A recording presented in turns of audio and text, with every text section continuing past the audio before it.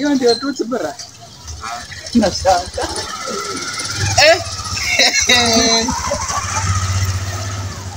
Unacheka nini?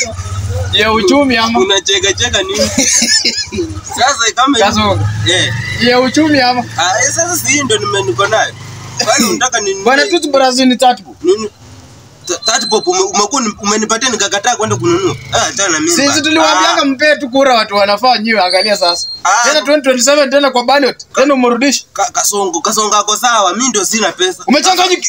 Ati Kasongo amefanya nini? Mimi ndio sina pesa. Sasa mimi kukosa pesa na Kasongo inaendana na. Bwana mimi 2027 siwezi pea Kasongo. Kwani Kasongo ndiye anatengeneza toothbrush?